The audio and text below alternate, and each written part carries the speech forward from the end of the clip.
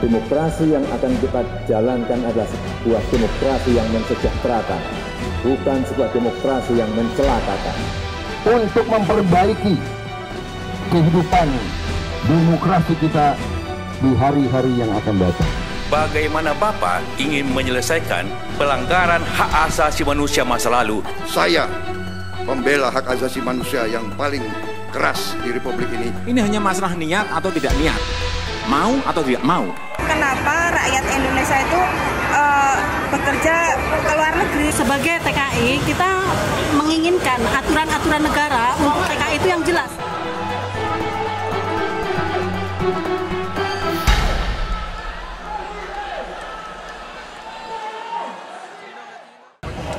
Suara sah untuk partai nomor 9, calon nomor 1.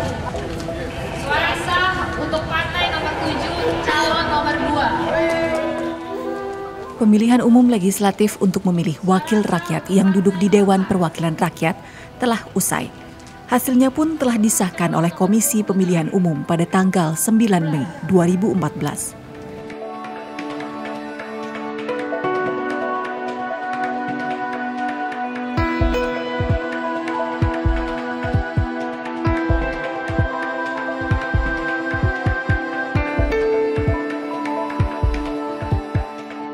Deklarasi Pemilu Berintegritas dan Damai 2014. Hajatan politik besar berikutnya adalah Pilpres atau Pemilu Presiden untuk memilih presiden dan wakil presiden yang akan memimpin Indonesia selama 5 tahun ke depan.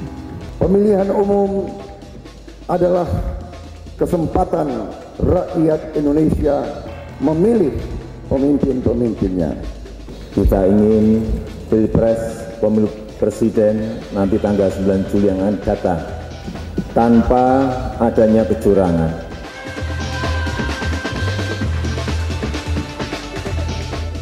Komisi Pemilihan Umum atau KPU pada tanggal 31 Mei 2014 telah menetapkan 2 pasangan calon presiden dan calon wakil presiden.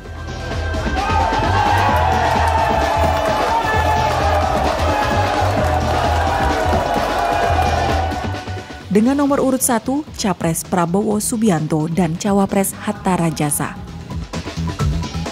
Sedangkan Capres Joko Widodo berpasangan dengan Cawapres Yusuf Kala dengan nomor urut 2. Karena pada pemilu legislatif 9 April yang lalu tidak ada partai yang menang mutlak, maka pasangan Capres dan Cawapres tersebut diajukan oleh koalisi atau gabungan beberapa partai politik. Pasangan Prabowo-Hatta didukung oleh Partai Gerindra, PKS, Golkar, PAN, P3, dan PBB. Sedangkan pasangan Jokowi JK diusung oleh PDIP, PKB, Nasdem, Hanura, dan PKPI.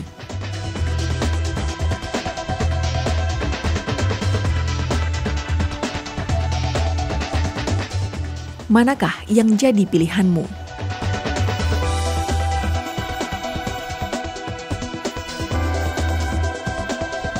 Pokoknya dia tuh yang paham tentang kondisi rakyat di bawah itu seperti apa, terus tahu alasan kenapa rakyat Indonesia itu bekerja ke luar negeri. Untuk pemilu presiden harapan kita lah, otomatis kita di sini sebagai TKI, sebagai TKI kita menginginkan aturan-aturan negara untuk TKI itu yang jelas. 1, untuk perlindungan TKI, nomor 2 tentang hak-hak TKI, nomor 3 acuan-acuan bagaimana negara membuat undang-undang tentang kesejahteraan buat TKI. Kalau buruh migran inginnya ya itu presiden yang punya visi yang sangat kerakyatan ya pasti. Yang dimaksud kerakyatan di sini adalah bagaimana presiden itu segera menyelesaikan persoalan kemiskinan, lapangan kerja yang selalu minim, dan juga hak-hak perburuan di tanah air yang itu memang persoalan. Karena itulah yang melahirkan buruh migran. Bagi semua calon pemilih, termasuk buruh migran yang sedang bekerja di luar negeri, perlu melakukan pertimbangan sebelum memutuskan pilihan. Visi dan misi dari masing-masing pasangan juga perlu dipelajari.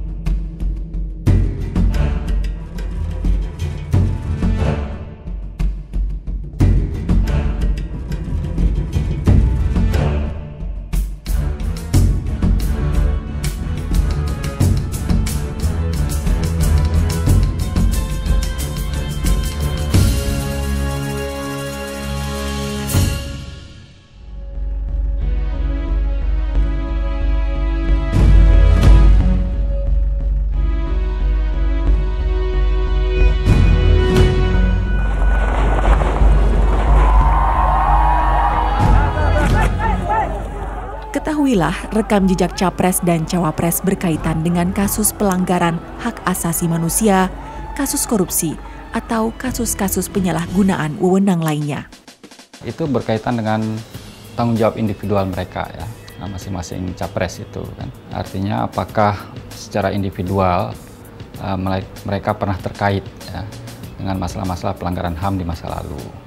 Itu kan menyangkut bagaimana nanti mereka mengorientasikan bangsa ini ke depan. Para pelanggar HAM ini bisa mengulangi kejahatannya dengan bentuk yang berbeda. Gitu. Nah, kita harus hati-hati di situ. Kita mesti ingat, di Indonesia kan nggak pernah ada penghukuman buat para pelanggar HAM. Jadi mereka tidak jera. Jadi pilihlah presiden yang menurut saya anti korupsi. Nah, itu penting sekali mengkaitkan perlindungan dan keadilan kepada buruh migran dengan korupsi. Karena semua persoalan buruh migran itu banyak orang mengatakan 70%-nya ada di dalam negeri. Dan itu ujung-ujungnya adalah korupsi.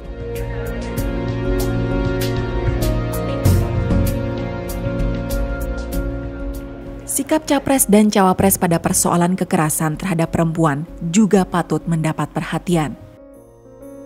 Selama Orde Baru, orang pikir bahwa ekonomi bisa menyelesaikan persoalan, rupanya ketika hak asasi di sana minim, hak berpendapat, tidak ada hak berorganisasi minim, isu-isu perempuan hanya ornamental dilakukan. Nah, ini dampaknya kan publik merasa kok hidup menjadi tidak bahagia sebagai warga negara. Halo Pak. Jangan lupa pelajari dan berikan penilaian mengenai keberpihakan pasangan capres dan cawapres terhadap kepentingan buruh migran. Masalah utama buruh migran adalah masalah pelanggaran hak asasi manusia, terutama hak asasi perempuan. Satu hal yang sangat mendasar harus dicatat adalah bahwa kandidat calon presiden dan wakil presiden itu punya rekam jejak yang bersih dari pelanggaran hak asasi manusia, hak asasi perempuan, termasuk hak anak. Saya kira itu tidak bisa ditoleransi kalau ada rekam jejak tentang itu. Menjelang pencalonan ini potensial orang memberi perhatian pada isu apa saja. Orang-orang grassroots yang paling potensial isunya dipolitisasi, gitu ya, sehingga tiba-tiba ada orang yang menjadi pahlawan untuk mengangkat isu buruh migran. Harus dibedakan apakah mereka mau memperjuangkan untuk isu buruh migran atau politisasi untuk mendapatkan suara. Gitu ya, itu yang kawan buruh migran juga harus kritis. Untuk lebih mengenali capres dan cawapres yang ada, carilah informasi lain melalui penyelenggara pemilu ataupun melalui media massa yang bisa dipercaya. Gunakan internet untuk memperoleh informasi yang dibutuhkan. Ya, yang pertama saya kira teman-teman buruh migran bisa mengklik www.kpu.go.id. Di sana ada visi misi calon presiden dan calon presiden. Dalam dokumen itu ada visi misi tentang buruh migran, tentang TKI. Itu bisa dilihat mana yang lebih visioner, bagaimana ke depan akan memperjuangkan nasib mereka. Yang kedua, Migrancare juga menyediakan informasi tentang kandidat calon presiden dan wakil presiden dari perspektif pelindungan hak asasi manusia. Bisa diklik di www.migrancare.net. Mudah-mudahan itu bisa menjadi referensi. Yang ketiga, saya kira juga sangat terbuka melihat Google, melihat YouTube, bagaimana rekam jejak kedua pasangan, kemudian juga bagaimana selama ini kinerja mereka sebelum menjadi kandidat capres dan cawapres. Ini sangat penting menjadi referensi teman-teman sebelum menentukan pilihan agar tidak salah memilih kandidat. Luangkan waktu yang cukup untuk meneliti pilihanmu.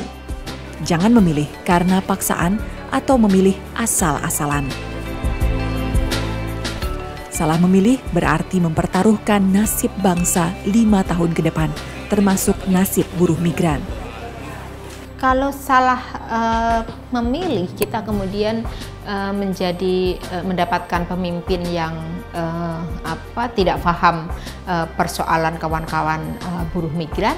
Yang terjadi ya mungkin akan 5-10 tahun yang akan datang ya nggak akan ada perubahan yang signifikan. Kalau sampai kita salah memilih kandidat presiden dan wakil presiden, itu implikasinya salah satunya ke buruh migran adalah nasib mereka bisa stuck atau bahkan lebih buruk dari apa yang terjadi hari ini. Ini kan mengerikan gitu. yang adil, yang makmur, yang berdiri di atas kaki kita sendiri. Kami berdua, Joko Widodo dan Muhammad Yusuf Kalla, menghargai semua apa yang dikehendaki oleh rakyat. Sekali lagi, teliti pilihanmu agar tak salah pilih. Selamat memilih.